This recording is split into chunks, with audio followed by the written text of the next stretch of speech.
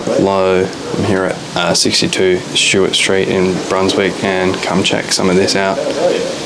As you can see, the house is a bit askew. The front of the house is falling apart, so the real estate agency have chucked in some scaffolding to keep it up, which is nice. So a bit of context here, these tenants moved into this property in 2019, and fairly shortly after moving in they raised some concerns regarding the structural integrity of the house to their real estate agency, Jellis Craig Brunswick. Nothing was done. The house was quite clearly starting to fall apart a bit, so they raised the concerns again after receiving a rent increase notice, and the real estate agency sent someone to check it out.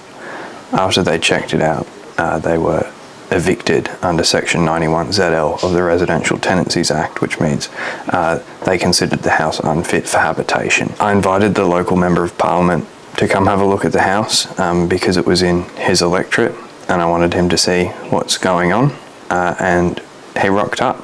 He was interested, he wanted to have a look, and so he does a little walkthrough, and I'll do a walkthrough after, but you can tell me which one was better. Please say it was mine. Thank you. See this stuff? Added a few days ago. Geez, I better not knock it too hard. Yeah.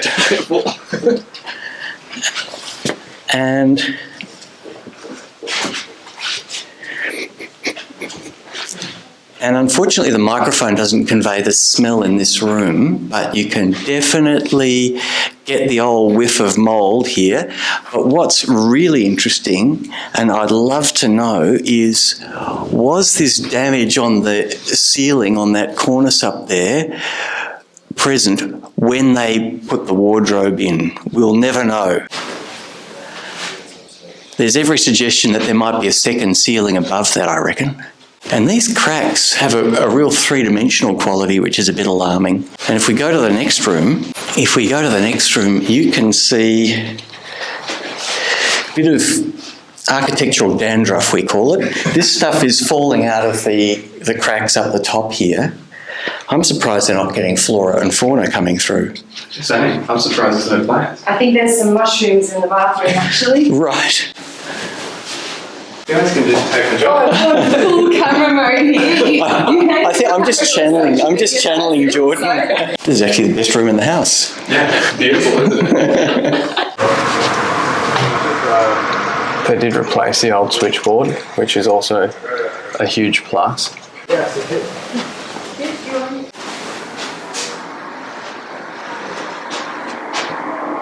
This is the front bedroom facing the road,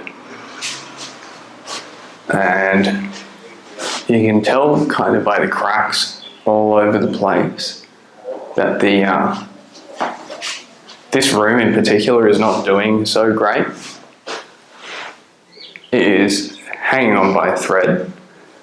The tenants were told by a tradesman to not live in this room, which I think is fair,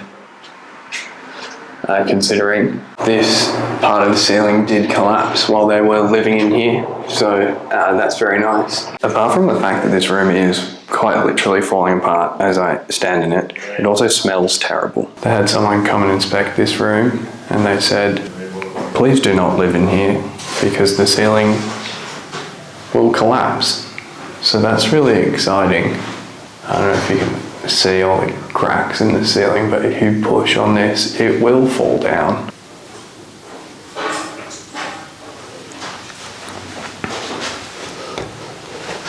You can see all the shit fall down from the ceiling, which is great.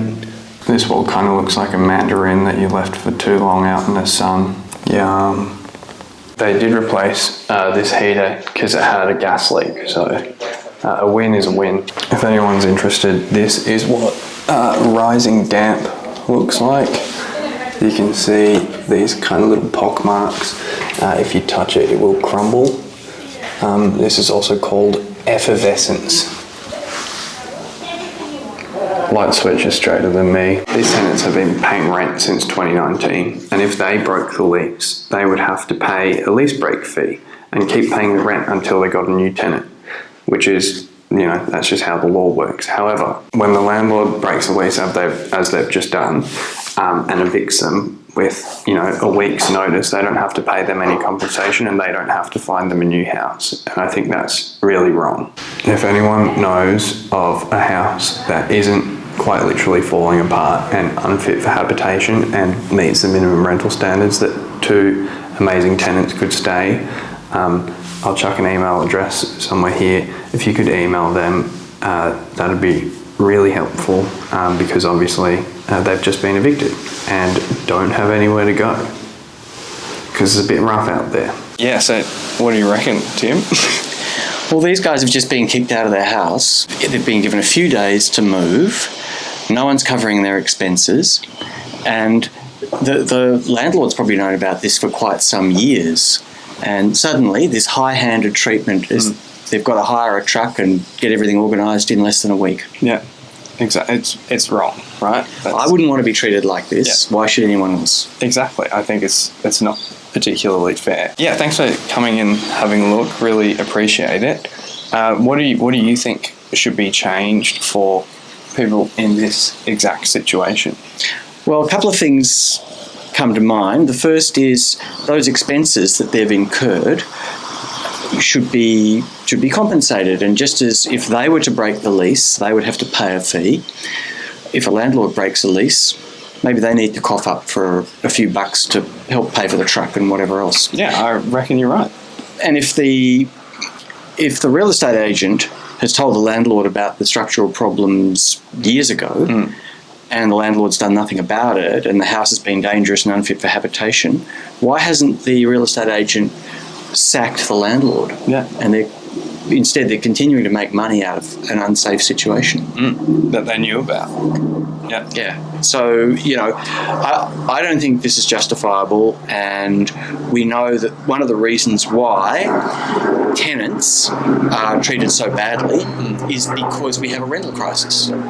Yeah, exactly. Yeah, there's a broader issue here. Otherwise, these guys could just go somewhere else. So what we're looking at is market failure. You can't leave things to the market when people are being treated like this. Exactly. Yeah. No, I agree. What do you reckon about the rent increase? I mean, that's really a hide, isn't it? To say, look, we know that you've got a really dangerous place to live in. Yeah.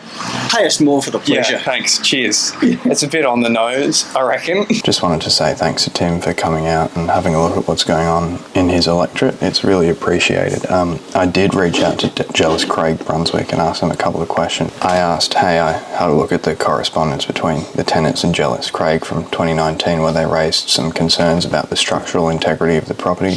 What did you do prior to 2024 in terms of remedying these concerns? I also asked, has the rental provider offered any compensation to the tenants for their failure to keep the house in good repair as per the rental agreement? I asked, hey, noting that the initial concerns regarding the property were raised in 2019, are you able to explain the delay in action and subsequent eviction under Section 91ZL? I note that Jellis Craig was authorised to arrange urgent repairs up to the value of $1,800 without approval from the landlord. I also asked, when did Jellis Craig first raise concerns relating to the structural integrity with the landlord? And then I also asked them to provide any other comments they may feel are relevant. They responded, Jellis Craig is committed to ensuring compliance standards are followed as per the Residential Tenancy Act. The information requested is privy to confidential agreements, and we cannot provide comment on any matters between renters and rental providers. Thanks, Jellis Craig. Please reach out to these renters if you know anywhere that they might be able to live. They need help. They're really lovely. Anyways, thanks for listening. Love you.